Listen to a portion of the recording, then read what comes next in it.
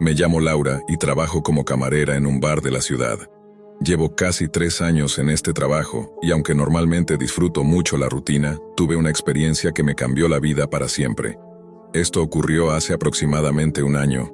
Normalmente trabajo hasta muy tarde, casi hasta las 2 o 3 de la madrugada.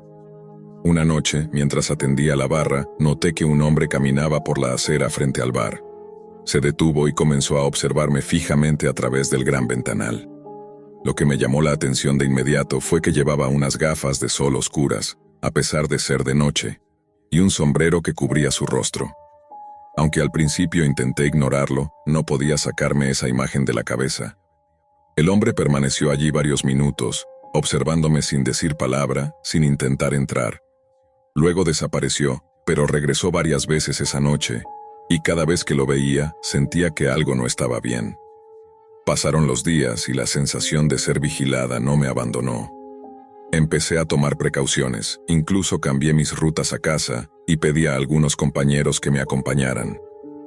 Sin embargo, una noche, mientras caminaba por un callejón que solía cruzar, lo vi parado al fondo, observándome como siempre, con esas gafas tan extrañas que cubrían casi toda su cara.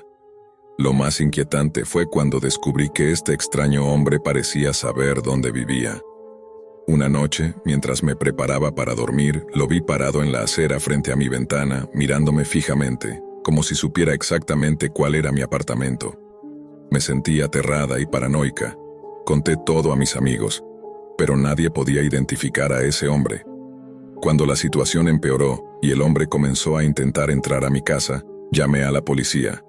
Pero para mi sorpresa, ellos no encontraron a nadie dentro y sugirieron que quizás estaba sufriendo algún tipo de crisis mental. Fue entonces cuando me di cuenta que tal vez no todo era real.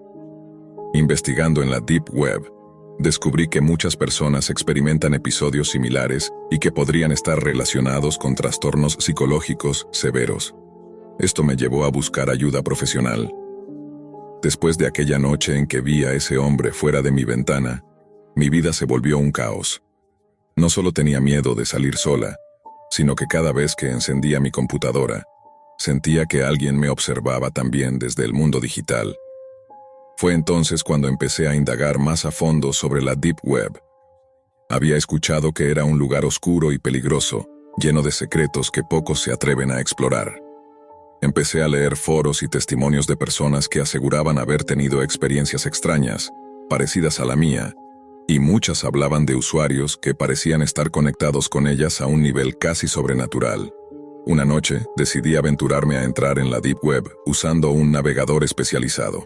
Me topé con sitios y chats donde se mencionaban grupos dedicados a la vigilancia y el acoso digital. Uno de esos grupos, conocido como Los Vigilantes, parecía tener información y métodos para seguir a personas a través de sus dispositivos electrónicos, sus cuentas y hasta sus movimientos físicos, gracias a tecnología avanzada que superaba cualquier vigilancia convencional. Mientras más leía, más me daba cuenta de que el hombre con las gafas oscuras no era un simple acosador común. Él era alguien conectado a esta red oculta, alguien que utilizaba recursos y herramientas que yo ni siquiera sabía que existían. Sentí escalofríos al pensar que podía estar en una lista, una de esas listas negras de la Deep Web, personas marcadas para ser vigiladas o acosadas. Comencé a cambiar todas mis contraseñas, a usar VPNs, a apagar el Wi-Fi cuando no lo necesitaba, pero nada parecía suficiente. Lo extraño era que este hombre aparecía en lugares donde yo creía que no podía estar, como si tuviera acceso a información que nadie más tenía. En una ocasión, mientras revisaba un foro de la Deep Web, encontré una conversación donde alguien describía exactamente lo que yo estaba viviendo. Esa persona decía que había logrado detener a sus perseguidores gracias a la ayuda de un hacker ético que logró rastrear a los acosadores dentro de esa red oculta. Entonces tomé la decisión de buscar ayuda profesional en el mundo digital. Contacté a una experta en seguridad informática llamada Valeria, quien me advirtió sobre los peligros de interactuar con ese tipo de redes, pero se comprometió a ayudarme a proteger mis datos y a intentar rastrear quién estaba detrás de todo esto. Valeria comenzó a trabajar desde la sombra, analizando mi computadora y dispositivos, intentando encontrar pistas. Poco a poco, fuimos descubriendo rastros digitales que apuntaban a una red organizada de acoso y vigilancia. con conexiones que llegaban a varios países.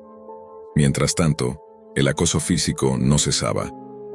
El hombre con las gafas aparecía cada vez más seguido, y no solo en la calle, sino cerca de mis trabajos, en estaciones de metro, en parques.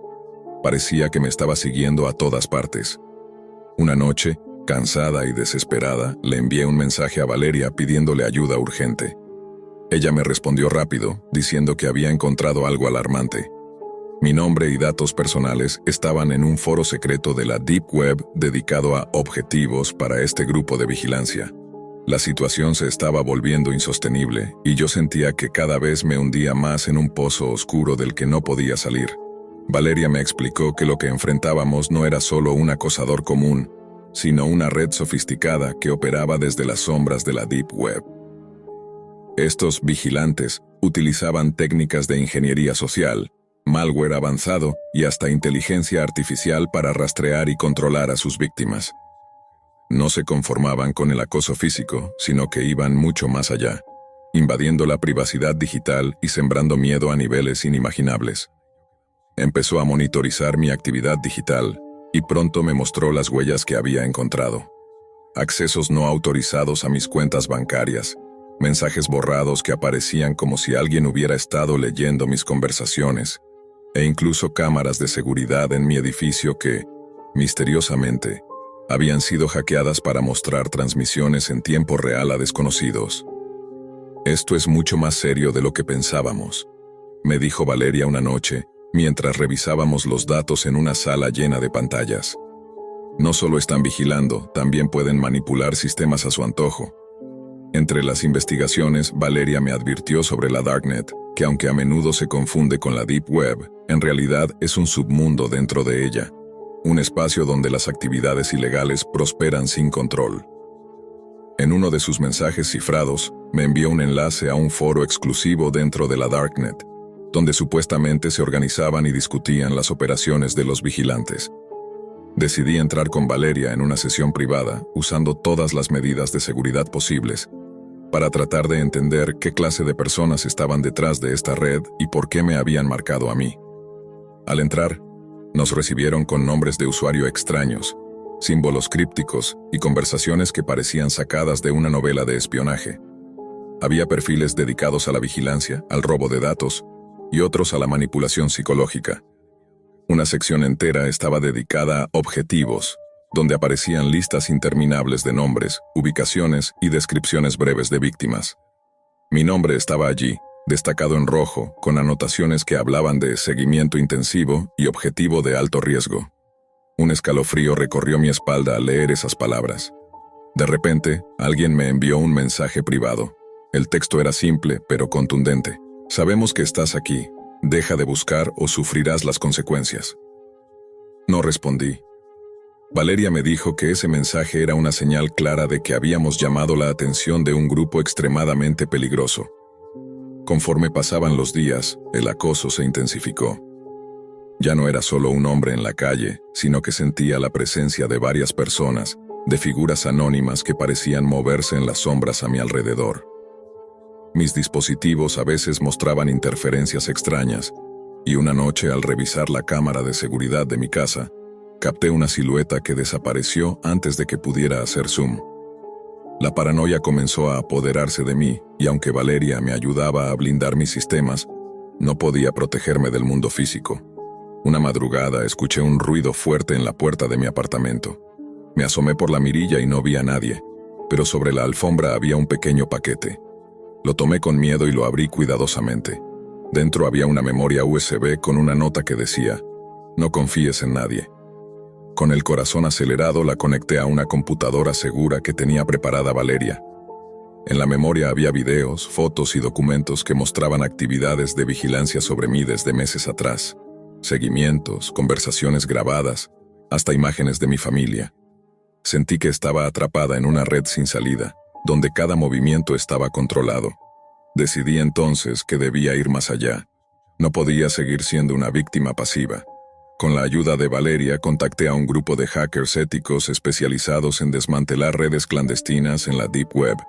Ellos tenían acceso a herramientas y conocimientos que podrían ayudarnos a rastrear a los líderes de los vigilantes y tal vez encontrar una manera de detenerlos. Sin embargo, mientras preparábamos la ofensiva digital, el acoso escaló a un nivel que nunca imaginé. Una noche, mientras dormía, alguien logró entrar a mi apartamento. No robaron nada, solo dejaron una marca. Un símbolo extraño pintado en la pared, una especie de runa que Valeria identificó como un código usado dentro de la Deep Web para marcar a sus objetivos. Ahora, además de proteger mi vida, tenía que descifrar el significado oculto detrás de esa marca, porque sabía que era solo el comienzo de algo mucho más grande. Desde aquel día, con la marca en la pared, mi vida se volvió un laberinto del que parecía imposible salir.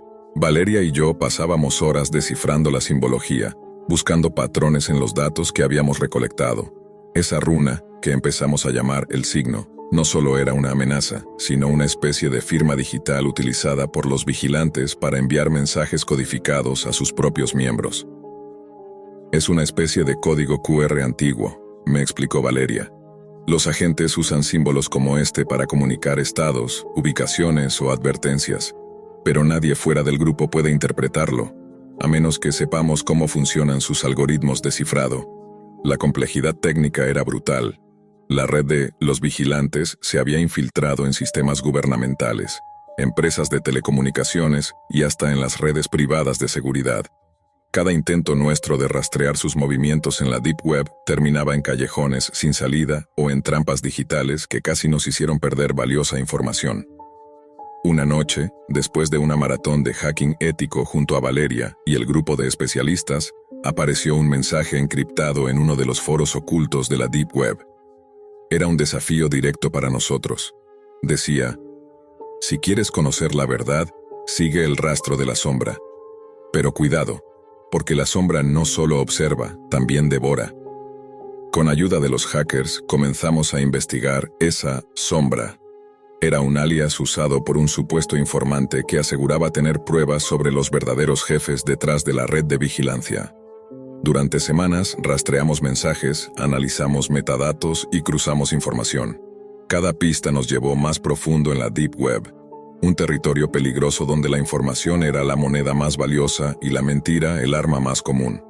Mientras tanto, en el mundo real, el acoso se tornaba más violento. Mis amigos notaban que ya no salía de noche y que respondía con nerviosismo cualquier llamada desconocida. La tensión en mi familia también crecía, pues sospechaban que algo grave me estaba ocurriendo, aunque yo no podía contarles todo por miedo a ponerlos en peligro. Valeria se convirtió en mi roca, mi aliada inseparable. Ella había vivido antes algo similar. Su hermana mayor había sido víctima de un grupo similar en la Deep Web y nunca se logró esclarecer qué pasó con ella. Esto es personal, me dijo una noche mirando fijamente las pantallas con los códigos. No podemos dejar que nos ganen. Si no paramos a los vigilantes, serán ellos quienes controlen todo, incluso nuestras vidas. Fue entonces cuando decidimos hacer algo arriesgado: contactar directamente a la sombra. Usamos un canal de comunicación cifrado a través de una red de nodos anónimos, intentando evitar ser detectados. La respuesta llegó rápido y con un tono oscuro. Si quieren respuestas, deben ir al núcleo. Allí se encuentra la verdad que buscan, pero pocos regresan para contarla. El núcleo era un lugar que nadie parecía poder identificar con certeza, pero sabíamos que no era un espacio físico común. Era un servidor ultra seguro en la Deep Web, protegido por capas de cifrado y trampas digitales diseñadas para eliminar intrusos. Organizamos un plan para infiltrarnos digitalmente en ese núcleo, con la esperanza de encontrar pruebas que nos permitieran desmantelar la red desde adentro. Pero había una condición no dicha. La infiltración no solo pondría en riesgo nuestros datos y nuestra privacidad, sino nuestras propias vidas. La tensión subía mientras preparábamos cada paso, sabiendo que cualquier error podía ser fatal. En medio de todo eso, una nueva figura apareció. Lucas, un exagente de inteligencia digital que había renunciado tras descubrir la magnitud de la corrupción ligada a los vigilantes. Lucas se unió a nuestro equipo con conocimientos únicos sobre técnicas de rastreo y contrainteligencia digital. He visto de qué son capaces, me advirtió Lucas en nuestra primera reunión. No es solo hackeo, es manipulación psicológica, chantaje y un control casi absoluto de la información. Ellos no solo vigilan, controlan la narrativa. Con Lucas, Valeria y el grupo de hackers, la misión empezó a tomar una dimensión más real y peligrosa. No solo era un juego virtual, sino una batalla por recuperar el control sobre nuestras propias vidas. Cada noche era un desafío. Esquivar ataques digitales, proteger a nuestros seres queridos y avanzar en un terreno que parecía más oscuro y mortal que nunca. Entonces, una madrugada, mientras escaneábamos un servidor del núcleo, encontramos algo inesperado. Un archivo oculto, titulado simplemente como El Ojo. Al abrirlo, apareció una grabación que parecía ser una confesión, pero su contenido y la identidad de quien hablaba eran un misterio. Esto podría ser la clave para destruirlos, susurró Valeria, mientras yo veía la pantalla temblando. Pero también podría ser una trampa. Sabíamos que estábamos muy cerca, demasiado cerca, y que el siguiente paso podría cambiarlo todo. Abrumados por la revelación del archivo El Ojo, nos reunimos para analizar cada segundo de la grabación. En ella, una voz distorsionada y con miedo confesaba haber sido parte de Los Vigilantes, el núcleo oscuro que controlaba no solo la información, sino también la manipulación de gobiernos, corporaciones y vidas privadas mediante la Deep Web. La confesión detallaba los métodos de vigilancia masiva, dispositivos ocultos, software espía implantado en aparatos cotidianos y un sistema automatizado de censura y control que podía borrar personas sin dejar rastro. Pero lo más alarmante fue cuando el informante reveló que el grupo había infiltrado un programa de inteligencia artificial en la Deep Web capaz de crear perfiles predictivos de cualquier persona. Era un monstruo digital que predecía y controlaba movimientos, opiniones y hasta decisiones. Nos dimos cuenta de que los vigilantes no solo eran hackers o criminales, eran un sistema de poder totalitario escondido detrás de pantallas y algoritmos. Decidimos actuar. Con la ayuda de Lucas y Valeria, diseñamos un plan para filtrar la grabación y las pruebas a las redes sociales, medios independientes y activistas digitales. Pero sabíamos que no sería fácil, el núcleo tenía ojos en todas partes y tratarían de detenernos. En la víspera de la filtración recibimos amenazas directas a través de canales en la Deep Web. Un mensaje en código con la runa El Signo nos advertía que desistiríamos o desapareceríamos, pero estábamos decididos. Conectamos todo y presionamos enviar. La filtración fue un terremoto digital. Miles de personas comenzaron a hablar, a cuestionar, a exigir investigaciones. Los vigilantes intentaron cerrar fuentes, silenciar voces, pero el efecto ya era imparable. Entonces, lo inesperado. El propio informante del archivo El Ojo se presentó en persona con una identidad falsa para entregarnos más datos y ofrecerse como aliado. Era un riesgo enorme, pero la confianza fue mayor. Con sus datos pudimos localizar algunos servidores físicos, lugares reales donde se gestaba la red. Las autoridades internacionales comenzaron a actuar.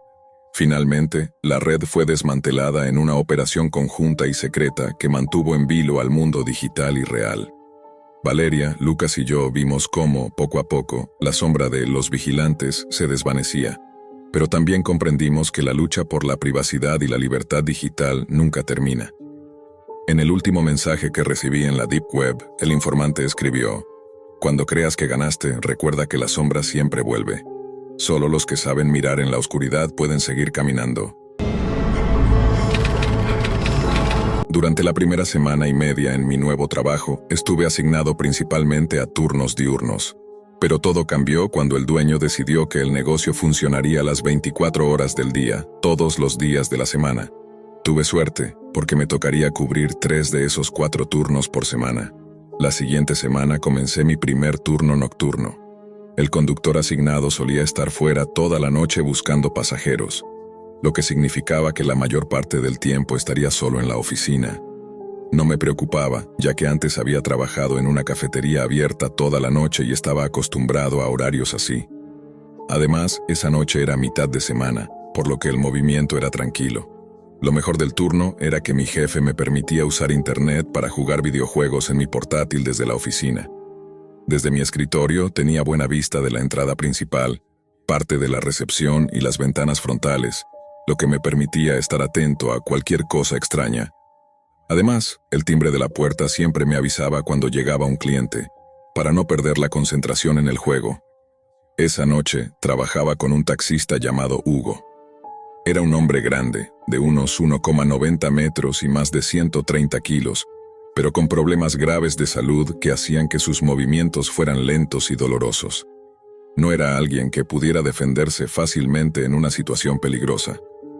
Alrededor de la 1:30 de la madrugada, Hugo recibió un pedido para recoger a alguien a unos 15 minutos en la ciudad. Salió para hacer el viaje y mientras tanto yo seguía en la oficina, entretenido con mi juego. Unos minutos después, noté algo extraño reflejado en la pantalla de mi portátil. Jadeos y una figura sentada en la sala de espera. Cuando me acerqué, vi a un hombre con una cola de caballo muy larga y sucia, sudoroso y agotado, con la cara entre las manos, jadeando como si hubiera corrido una maratón. Lo encontré más curioso que amenazante, pero luego vi que estaba herido y sangraba por la cabeza. Le pregunté si necesitaba un taxi, y después de un momento de silencio, me dijo que sí, que quería que Hugo lo llevara a casa.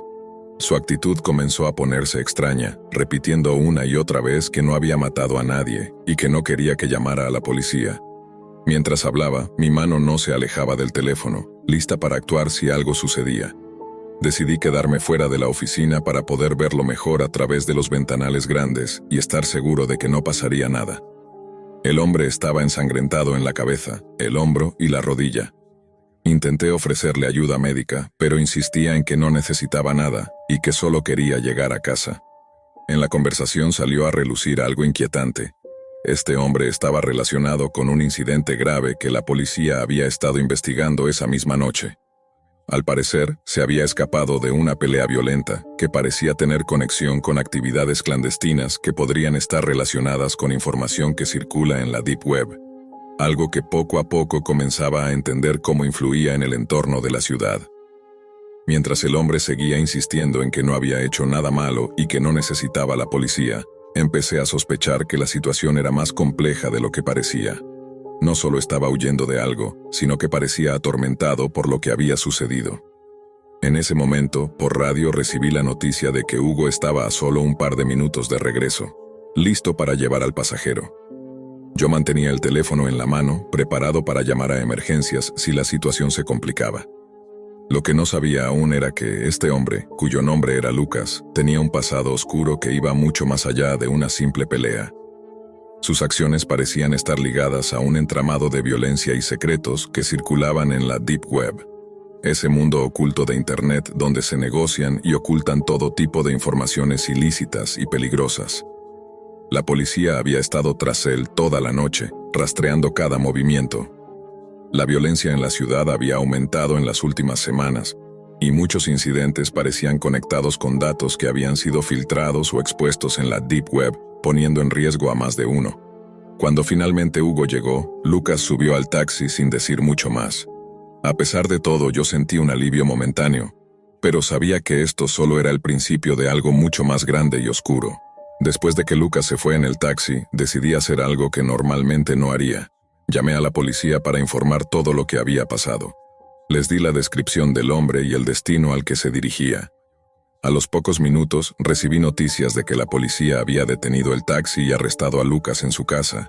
Resultó que Lucas había estado involucrado en una pelea violenta, relacionada con una disputa que surgió a partir de información filtrada en la Deep Web. Esa noche, había agredido a un compañero usando un arma blanca, y luego había huido, terminando con las heridas que vi en la oficina. La historia se volvió aún más inquietante cuando supe que Lucas formaba parte de una pandilla que operaba usando la Deep Web para coordinar sus actividades, esconder pruebas y realizar transacciones ilegales. La violencia y la inseguridad en la ciudad estaban siendo alimentadas por este mundo oculto y digital, que nadie veía pero que todos sentían. Aunque Lucas terminó tras las rejas, la sensación de que la Deep Web estaba cambiando el juego de la criminalidad me quedó marcada para siempre. Volví a la oficina esa noche, sabiendo que mi trabajo ya no sería solo de taxis y videojuegos, sino también de estar atento a lo que sucedía en ese lado oscuro y virtual que influía en la realidad. En el verano de 2008, conseguí empleo en una empresa tecnológica pequeña llamada Netcore Systems. Aunque en su momento me sentía afortunada, con el tiempo descubrí que era una fachada, una estafa piramidal con fachada de startup moderna. Afortunadamente, mi rol era limitado al soporte técnico, así que nunca estuve implicada directamente en sus operaciones turbias ni en la parte comercial. Mi trabajo era atender el centro de asistencia remota, resolver dudas de usuarios y brindar apoyo técnico básico. Nada fuera de lo común. A los 2 meses de haber ingresado, decidí aceptar el turno nocturno. Jornadas de 10 horas, de miércoles a sábado, de 1 a la medianoche, con 1 hora para almorzar. Lo bueno era que eso me dejaba 3 días libres a la semana. Después de las 6 de la tarde, el edificio quedaba completamente vacío. Todos los empleados diurnos salían como si huyeran de una epidemia. No los culpaba. Estar solo ahí, especialmente de noche, podía volverse incómodo. Desde que me asignaron ese horario, comencé a notar cosas extrañas. El ambiente en general era pesado. Aparte de atender algunas llamadas esporádicas, la mayor parte del tiempo la pasaba leyendo, escribiendo, jugando o haciendo tareas. A veces, simplemente salía a caminar por los pasillos, solo para estirar las piernas y despejarme. Algo curioso de Netcore es que muchos de los dispositivos y manuales que recibíamos, para consultas técnicas, según decían, en realidad venían de fuentes sospechosas. Algunos venían etiquetados con códigos que, al escanearlos, llevaban a enlaces alojados en servidores ocultos. Me enteré por un compañero que mucho de ese contenido venía directamente de la Deep Web, lo cual me pareció extremadamente extraño, pero decidí no hacer preguntas. En mi celular tenía sincronizado el sistema de llamadas, así que podía moverme sin temor a perder alguna. Para conseguir algo de beber o picar, debía bajar al sótano, donde estaba la única máquina expendedora del edificio. El sótano tenía una pared de ventanas que daban al bosque trasero. Ese bosque era espeso, y de noche parecía un abismo negro. No había alumbrado en el sendero que conectaba con él, y nunca entendí por qué. Nadie en la empresa supo responderme. La sensación de estar observada cada vez que bajaba a ese nivel era intensa. No era raro ver algún animal merodeando, pero en ocasiones la sensación era más humana, más dirigida. Iba, tomaba lo que necesitaba y me largaba lo más rápido posible. Una noche particularmente tranquila, decidí bajar por un refresco. Necesitaba algo de cafeína para no dormirme. Mientras revisaba las monedas en mi bolsillo, vi, de reojo, un pequeño objeto rodando desde la puerta de cristal hacia la oscuridad del bosque. Me detuve en seco. Observé atentamente, pero no logré ver nada. Solo una negrura densa y sin forma. Quise convencerme de que era mi imaginación, pero algo en mí decía que me regresara de inmediato. Ignoré el impulso y me dirigí a la máquina expendedora. Puse el dinero, seleccioné la soda, y justo cuando me agaché para recogerla, escuché un golpe seco, como si algo hubiese golpeado el vidrio con fuerza. Me enderecé de inmediato. Sentí un escalofrío en la nuca. Giré lentamente para mirar hacia la ventana. No había nada. Solo el reflejo de las luces del interior y más allá, una oscuridad absoluta. Con el corazón acelerado, tomé el refresco y me dispuse a volver lo más rápido posible. Decidí no tomar el ascensor, por alguna razón me pareció más seguro ir por las escaleras. Mientras subía, escuché un estallido proveniente del sótano, lo suficientemente fuerte como para hacer eco en los muros. Mi instinto fue correr, y así lo hice, tomando 2 escalones por vez. Llegué a la oficina sin mirar atrás, cerré la puerta y me senté frente al monitor con el corazón aún retumbando en el pecho. Traté de convencerme de que solo había sido una casualidad, un animal golpeando el cristal o incluso algún fallo estructural, pero la sensación de inquietud no se iba. Encendí los altavoces del sistema para monitorear el centro de llamadas, pero el software no arrojaba actividad. Era común que después de las 10 de la noche no entrara ninguna llamada. Abrí un documento en blanco para distraerme escribiendo, pero el cursor titilando solo acentuaba el silencio. En ese momento recordé algo. Días antes, un compañero llamado Álvaro me había hablado de una carpeta oculta en el servidor interno de Netcore, a la que solo se podía acceder mediante una ruta directa. Me lo había contado con cierto aire conspiranoico, riendo entre dientes, como si no supiera si era real o simplemente una leyenda urbana de oficina. Según Álvaro, esa carpeta no tenía nombre ni permisos oficiales. Solo aparecía si escribías la dirección IP del servidor seguida de una línea de código extraña, como si fuera un comando secreto. Lo probé por pura curiosidad. Total, tenía tiempo de sobra. Abrí una terminal y escribí la ruta que me había dado. Al principio no ocurrió nada, pero luego de unos segundos el monitor parpadeó y apareció un panel negro con texto en blanco, como una consola antigua. No había carpetas convencionales, solo una serie de archivos con nombres en clave. Bit 056-A.mkw, login completo.txt, audio x43.mp3. Había docenas, tal vez cientos. Lo primero que abrí fue el archivo de texto. Contenía fragmentos de conversaciones, registros de conexiones y, lo más extraño, coordenadas geográficas junto con enlaces cifrados. Algunos de esos links, al observar su estructura, claramente eran direcciones .onion, dominios que solo podían abrirse desde navegadores que accedieran a la Deep Web. Muchos de ellos estaban inactivos, pero otros seguían vivos. Uno incluso tenía una advertencia escrita en mayúsculas: no abrir si no estás solo. El texto hacía mención a algo llamado Proyecto Erebo, con registros fechados entre 2005 y 2007.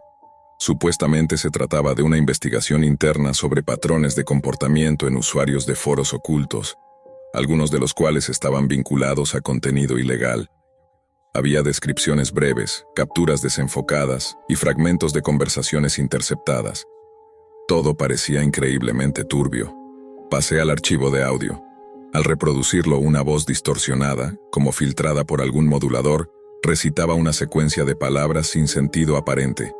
Entre cada palabra había intervalos de 3 segundos. Algunas eran umbra, pacto, hueso, resurgir, clave, colmena.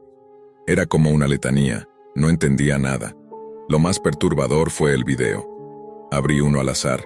Bit 056-A.mkv. El reproductor tardó varios segundos en cargar. El clip era de baja calidad, con mal audio y una imagen granulada. Al principio no se veía nada más que una habitación vacía, iluminada por una bombilla temblorosa. Luego una figura entraba en cuadro. Llevaba una especie de traje o túnica negra con símbolos en las mangas. Miraba directamente a la cámara, sin moverse. El archivo solo duraba 1 minuto, pero en ese lapso la figura se quedaba inmóvil. Al segundo 40, sin previo aviso, se acercaba a la cámara tan rápido que la imagen se distorsionaba. El video se cortaba de golpe con un sonido agudo, metálico. Al detener la reproducción, me percaté de que el monitor estaba cubierto por un patrón estático leve, como si algo lo hubiera interferido. Estaba completamente helada. Me giré instintivamente para mirar hacia la puerta. Seguía cerrada, pero la manija... ¿estaba en una posición distinta? Traté de tranquilizarme. Tal vez estaba sugestionada. Tal vez no había dormido bien. Pero algo dentro de mí insistía: no estás sola. En ese momento el sistema emitió un pitido. Había entrado una llamada. Al mirar el número, noté que era una línea interna. Origen, extensión 000. Eso no existía. Ninguna extensión en el sistema comenzaba con ceros. Dudé, pero contesté.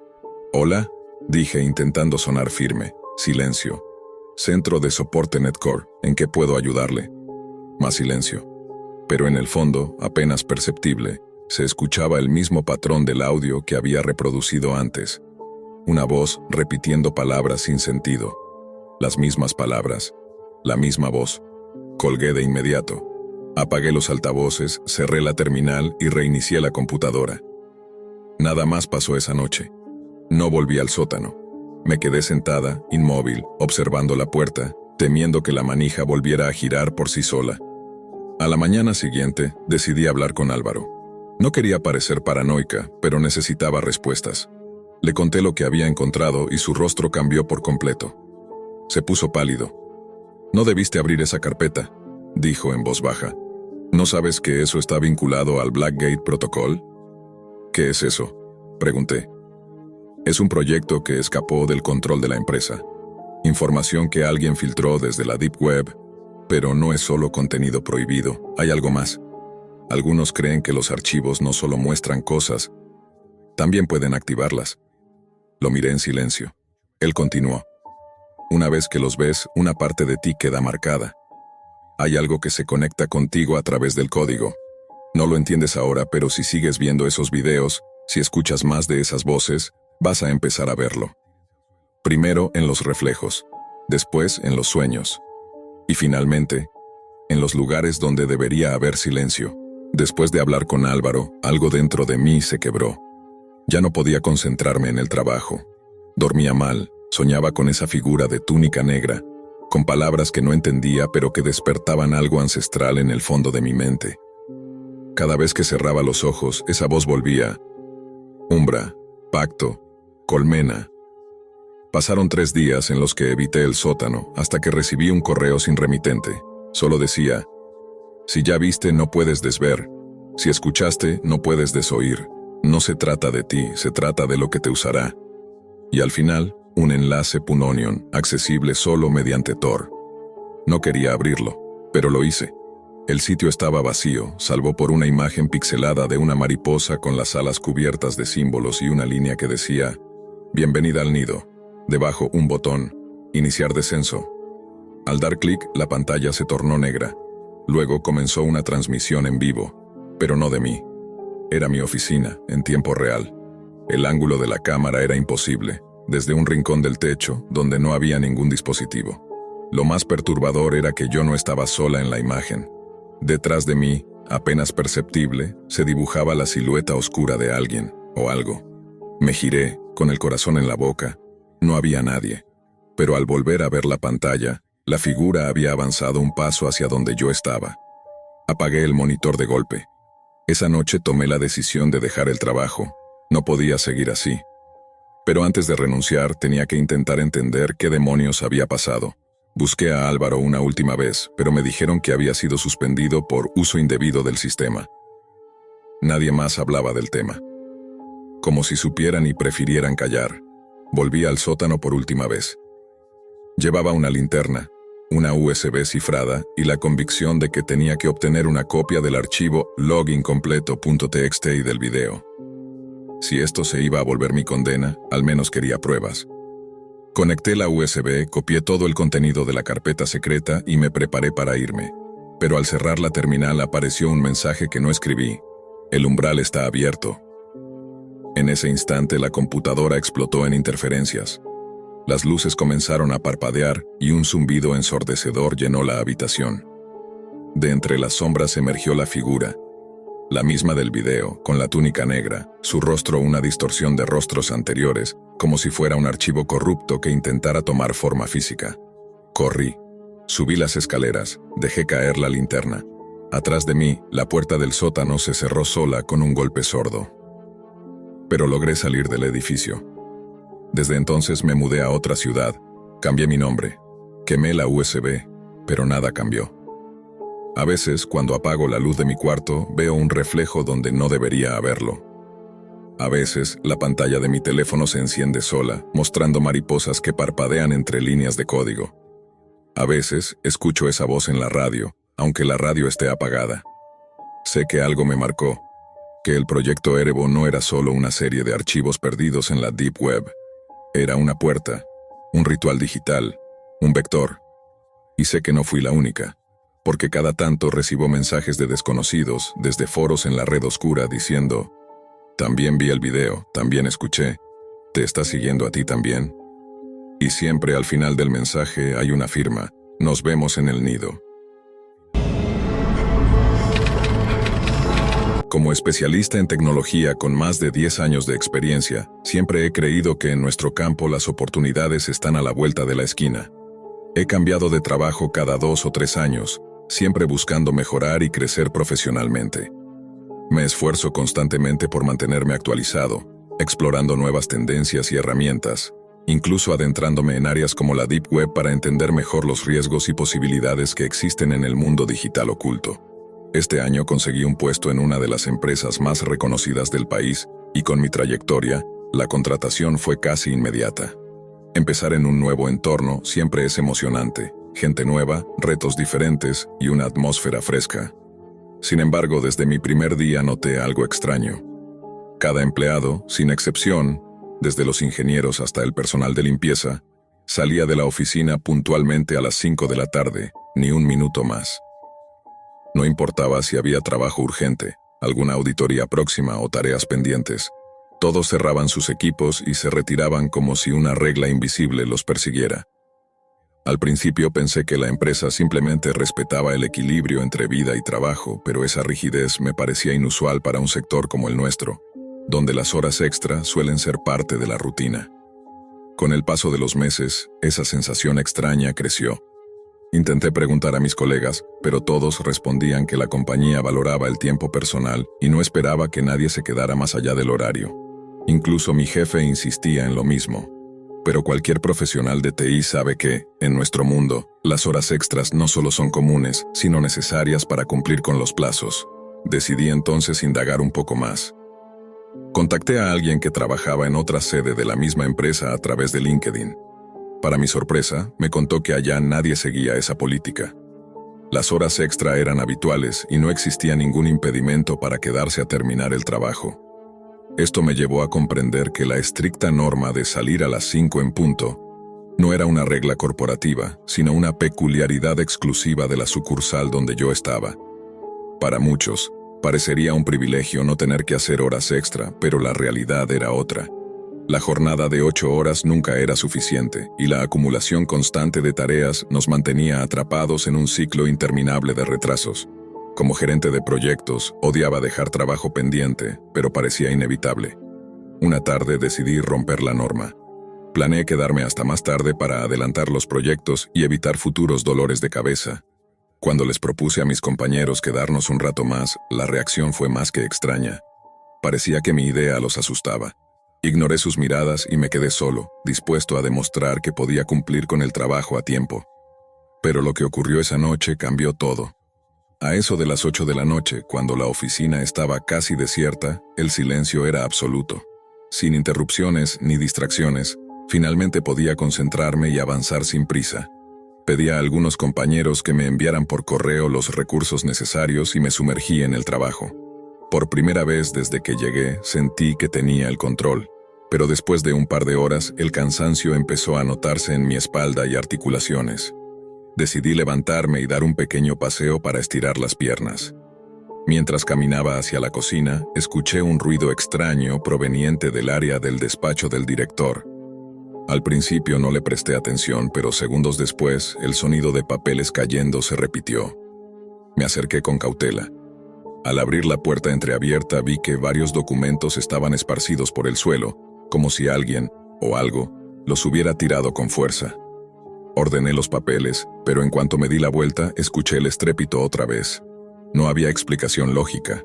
No había nadie más en el edificio.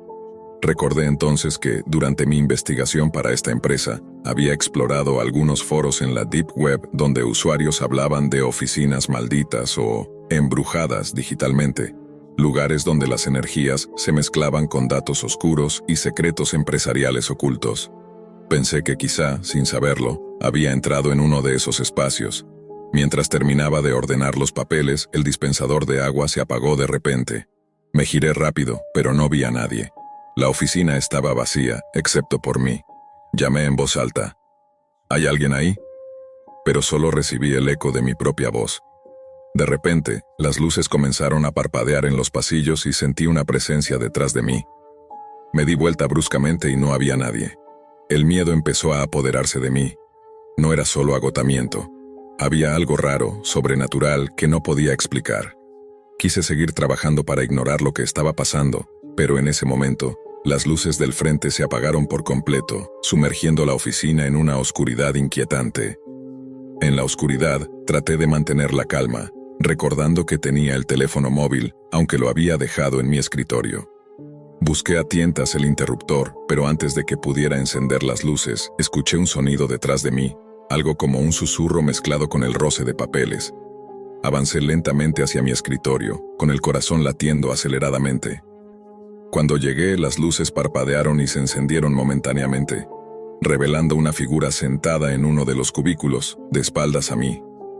El cabello oscuro y la postura me resultaron extrañamente familiares, pero una sensación de terror creció en mi pecho.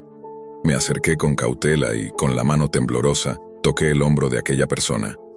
Al girarse, vi un rostro que parecía el mío, pero distorsionado, los ojos vacíos, como si alguien los hubiera arrancado, y la boca cosida con hilo negro. Era una imagen sacada de las peores pesadillas. El miedo me paralizó. Retrocedí sin poder articular palabra, tropezando con las sillas y casi cayendo al suelo. La figura permanecía inmóvil, observándome con una mirada vacía y penetrante, como si fuera un reflejo oscuro salido directamente de la Deep Web.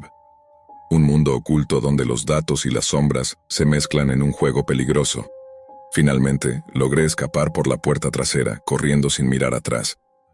Cuando llegué a casa, mi esposa estaba preocupada porque no había llevado ni mi maletín ni mi teléfono, pero no pude contarle lo que me había sucedido.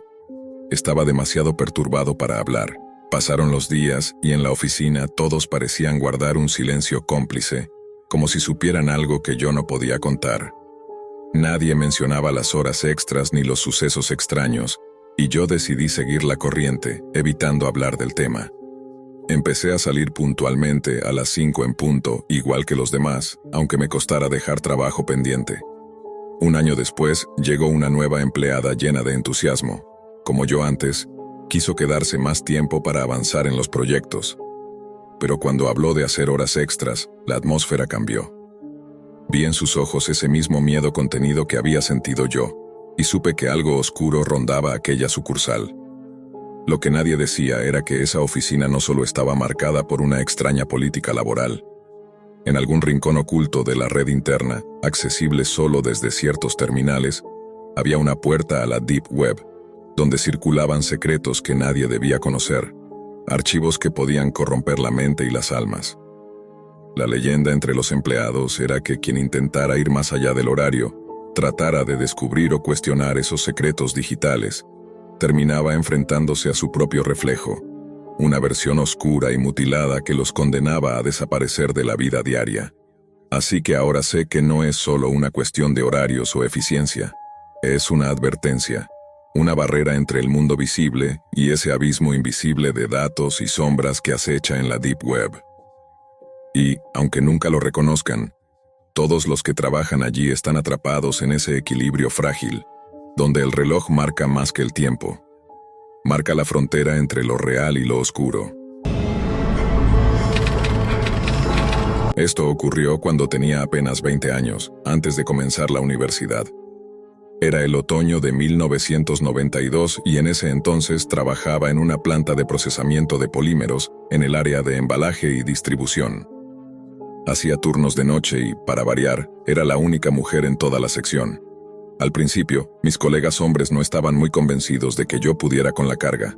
Me miraban con desconfianza, como si estuvieran esperando que fallara. Pero les demostré que no solo estaba al nivel, sino que podía ir más allá. Al final, terminé ganándome su respeto. Era un trabajo exigente, sí, pero también me hizo alcanzar la mejor forma física de mi vida. Fue durante ese mismo periodo que finalmente terminé con la relación más destructiva que he tenido. Mi entonces pareja, llamémosle Damián, era agresivo en todos los sentidos, psicológica, verbal y físicamente. Además, tenía un problema grave con el alcohol. Esa ruptura fue lo que de alguna manera me llevó a estar en el lugar equivocado, en el momento equivocado. Una madrugada, saliendo del trabajo, debían ser como la 1:30 de la mañana. Mi coche, un viejo modelo carburado que tragaba gasolina como si nada, ya iba casi en reserva. Así que hice una parada en una estación de servicio que solía estar vacía a esas horas. Mientras llenaba el tanque, se me acercó una joven de mi edad. Tenía el rostro desencajado, ojos grandes, temblorosos. Dijo que había tenido una discusión con su pareja y que había caminado hasta allí para usar el teléfono público y llamar a una amiga. Según su relato, en el trayecto, un auto se detuvo junto a ella y los hombres dentro comenzaron a seguirla y a decirle cosas. Con un leve movimiento de cabeza, me indicó cuál era el coche. Un sedán verde, grande, estilo Lincoln viejo, estacionado junto a los basureros del lugar. A primera vista, había al menos 2 tipos dentro, aunque por la posición no podía ver bien. Me dijo que tenía miedo de usar el teléfono sola, que los hombres la habían amenazado. No parecía drogada ni borracha, su ropa estaba limpia, su voz era coherente. Solo lucía muy alterada. Sin pensarlo demasiado, le dije que subiera a mi auto y que yo la llevaría a su casa. La calle estaba desierta, como casi siempre en un día entre semana a esa hora, así que salimos enseguida. Mientras conducía le pregunté su dirección. En lugar de responderme directamente, ella seguía girando la cabeza hacia atrás, mirando si el coche verde nos seguía. Le pedí que se abrochara el cinturón, pero me ignoró completamente. Asumí que seguía nerviosa por lo que había pasado. Un par de cuadras más adelante, empezó a comportarse raro. Miraba a todos lados dentro del auto y de repente me preguntó: «¿Dónde está tu bolso? Necesito dinero». Me quedé helada. El estómago se me hundió de golpe. No tenía sentido que quisiera robarme, no tenía nada de valor. Mi auto era un trasto de mediados de los 80, mi ropa estaba sucia del turno y además tenía cara de llevar conmigo menos de $20. Fue entonces que se giró hacia mí y en lugar de seguir actuando asustada, empezó a reír. Una risa desquiciada, nerviosa, como si todo fuera un chiste macabro. Gritó: «Ahí están, ahí vienen». Miré por el espejo retrovisor y, efectivamente, el auto verde estaba justo detrás.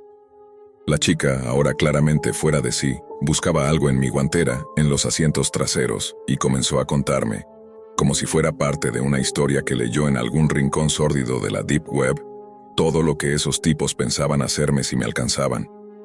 Mientras la escuchaba, me invadió un pánico helado.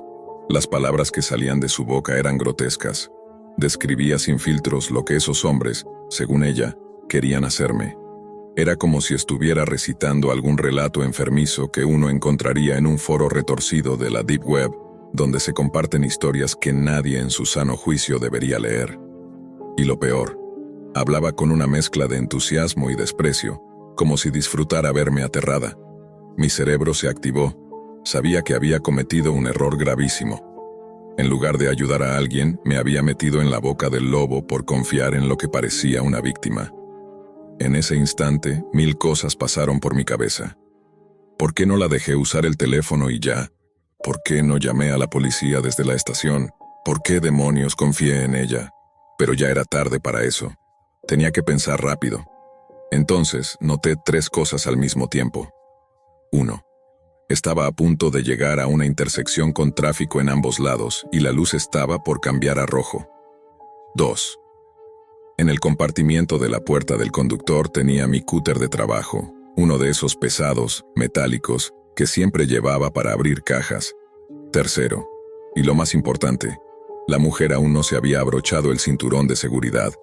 No lo dudé. Pisé el acelerador con fuerza justo cuando la luz del semáforo pasaba de amarillo a rojo. Crucé la intersección a toda velocidad, y al mirar por el espejo retrovisor vi cómo el tráfico cruzado atrapaba al auto verde entre los otros vehículos. Por primera vez sentí que podía ganar algo de ventaja, pero mi acompañante no lo tomó bien.